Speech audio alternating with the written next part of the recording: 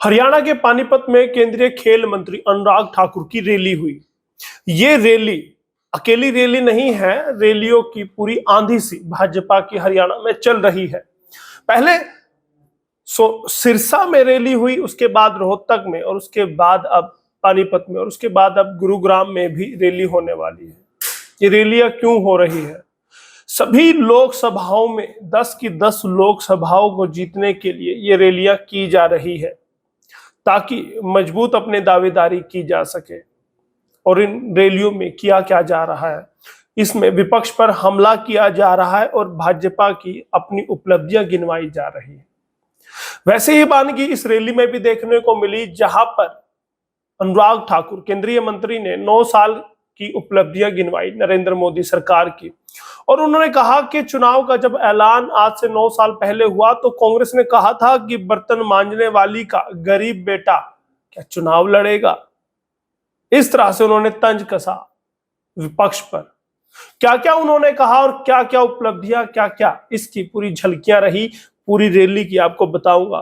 नमस्कार, स्वागत है आपका एसएनए में भारत आज का ये शो, हरियाणा आज का ये शो, जिसमें हम खबरों का विश्लेषण करते हैं और खबरें कौन सी जिनके बारे आप जानना चाहते हैं।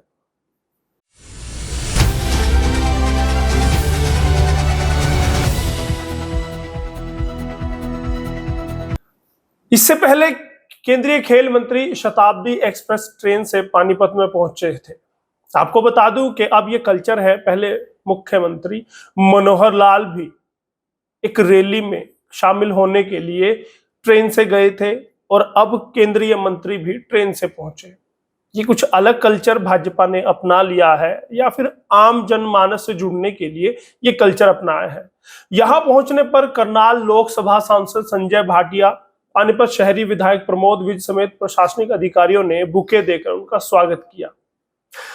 आपको बता दें कि हरियाणा के पानीपत की नई अनाज मंडी में रैली को संबोधित करते हुए केंद्रीय मंत्री ने क्या कहा वो भी जान लीजिए। किस पर निशाना साधा ये भी सुन लीजिए। अनुराग ठाकुर ने विपक्ष पर तंज कसते हुए कहा कि 2024 के चुनाव से पहले नाटक मंडली अब इकट्ठा हो गई है। कौन सी नाटक मंडली? क्योंकि कल ही पटना में विपक्षी एकता के नाम पर एक बड़ी कवायद हुई थी, एक बड़ी रैली हुई थी, जिसमें 15 विपक्षी दल जो भाजपा के एंटी हैं, जिसमें कांग्रेस सबसे बड़ा दल है, आप पार्टी है, जिसमें नीतीश कुमार की जदयू है, आरजेडी है और ममता की पार्टी है। उसके बाद अगर महाराष्ट्र की बात करूं, उद्धव की शिवसेना है और शरद पवार है। सभी बड़े दल जो भी हैं, अखिलेश यादव सरीखे, सपा, सभी इसमें शामिल हुए थे। उसी पर तंज कसा था, कहा था कि नाटक मंडली अब इकट्ठा हो चुकी और उनकी इकट्ठा होने की वजह 2024 है, क्योंकि 2024 में वो सत्ता, केंद्र की सत्ता हथियाना चाहते हैं। चुनाव के बाद जनता इन पर हंसेगी। लोकसभा चुनाव में करनाल लोकसभा क्षेत्र सबसे बड़ी लीड देने वाला क्षेत्र था। प्रधानमंत्री ने हरियाणा को भी देश को सब कुछ दिया है, यानी उन्होंने कहा कि प्रधानमंत्री ने हरियाणा को भी और देश को भी सब कुछ दिया। नीतीश कुमार की सरकार में 1750 करोड़ का पुल पिछले 10 साल से बन रहा है, वह अब तक नहीं बना, गिर 2 बार गया। यानी उन्होंने नीतीश सरकार पर तंज कसा। भले ही सहयोगी रही हो नीतीश उनके, लेकिन इस बार वो आरजेडी के साथ सत्ता में है तो उस पर तंज उन्होंने कस दिया। जिस धरती पर नेताजी सुभाष चंद्र ने नारा दिया था, तुम मुझे खून दो मैं तुम्हें आजादी दूंगा, वहां की मुख्यमंत्री ममता बनर्जी का आज का नारा है, तुम मुझे पैसे दो मैं तुम्हें नौकरी दूंगी। यानी कि उन्होंने विपक्ष में शामिल, इस विपक्षी दलों में शामिल बड़े बड़े नेताओं पर सीधा सीधा तंज कसा, क्योंकि नीतीश और ममता दीदी ही इस विपक्ष की एकजुटता में बहुत बड़ा रोल निभा रहे हैं। आगे उन्होंने अमेरिका यात्रा का भी जिक्र किया, जिसमें मोदी की जय जयकार हो रही है। अनुराग ठाकुर ने कहा कि मैं मेडल देने वाली धरती को नमन करता हूं। मोदी को चाय बेचने वाला कहते थे, आज वही मोदी देश नहीं बल्कि विदेशों के लोकप्रिय नेता बन चुके हैं। मोदी जी तो चाय बेचते थे, पर कांग्रेस सरकार तो देश बेचने का काम करती थी। आपने जो सोचा नहीं था वह नरेंद्र मोदी ने कर दिखाया। भ्रष्टाचार मुक्त शासन देने वाले वह भारतीय नेता है। अमेरिका यात्रा से पूरी दुनिया में मोदी मोदी हो रही है। अब कितनी मोदी मोदी हो रही है वो तो आप ही जानते हैं और हम भी जानते हैं। नरेंद्र मोदी ने ऐसे काम किए, उन्होंने आगे भी कहा, जो कांग्रेस ने कभी सोचे भी नहीं थे। मोदी ने देश की 3 करोड़ जनता को पक्के मकान दिए। यहां पर वो अपने उपलब्धियां गिनवा रहे थे। 3 करोड़ पक्के मकान गिनवाए, 12 करोड़ जनता के घर में शौचालय बनवाए, 80 करोड़ जनता को घर बैठे राशन दिया। ये 80 करोड़ का जो फिगर है ये बड़ा कंट्रोवर्शियल है, क्योंकि विपक्षी दल कहते हैं कि 80 करोड़ जनता को आपने गरीबी रेखा से नीचे ला दिया, यानी कि आपके राज में गरीबी बढ़ी है। क्योंकि 80 करोड़ 140 करोड़ के देश में अगर 80 करोड़ों को राशन आपको खिलाना पड़ता है तो कहीं ना कहीं देश किस दिशा में जा रहा ये सोचना पड़ेगा। उसके बाद उन्होंने अर्थव्यवस्था पर बात की। 5वें नंबर पर भारत की अर्थव्यवस्था को खड़ा कर दिया और दुनिया को ये आंकड़े विचलित कर देते हैं, ऐसा उन्होंने कहा। अब रेलवे स्टेशन से केंद्रीय खेल मंत्री अनुराग ठाकुर जब निकले तो उनका विरोध भी हुआ। आम आदमी पार्टी, जी हां, वही आम आदमी पार्टी जो हर जगह पोस्टर वार करती है, पोस्टर लगाती है और काले झंडे अपने विपक्षी सत्ता पक्षियों को दिखाती है। यहां पर भी जब खेल मंत्री अनुराग ठाकुर ग्रामीण विधायक महिपाल ढांडा के स्थित निवास स्थान पर चाय नाश्ते के लिए जा रहे थे तो रास्ते में आम आदमी पार्टी के कार्यकर्ताओं ने महिला पहलवानों के मुद्दे पर उन्हें काले झंडे दिखाए, यानी पहलवानों का रोष दिखाया गया। इस दौरान पुलिस ने उनको हटाना चाहा।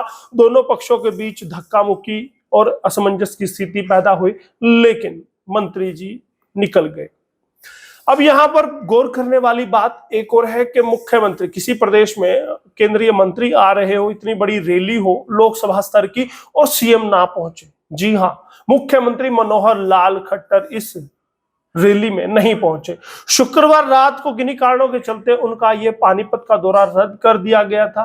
कार्यक्रम की कमान फिर संजय भाटिया को दी गई, जो सांसद है पानीपत से। अब क्यों ये कैंसिल किया गया, उसके पीछे के कारण अभी सामने नहीं आए हैं, लेकिन जैसे ही सामने आएंगे बताएंगे कि ऐसा क्या हुआ कि इतनी बड़ी रैली को छोड़कर मुख्यमंत्री नहीं पहुंचे, वजह क्या थी। कोई बहुत बड़ी वजह रही होगी, वरना यूं मुख्यमंत्री का, केंद्रीय मंत्री की रैली में ना पहुंचना कहीं ना कहीं बहुत बड़े सवाल खड़े करता है। चुनाव को लेकर भाजपा एक्शन मोड में है। जैसा मैंने आपको बताया कि रैलियों की आंधी चल रही है, लगातार रैलियां हो रही हैं। अगले साल होने वाले चुनाव के लिए भाजपा पूरी तरह एक्शन मोड में आ गई है। पार्टी ने प्रदेश भर में अपनी गतिविधियां तेज कर दी हैं।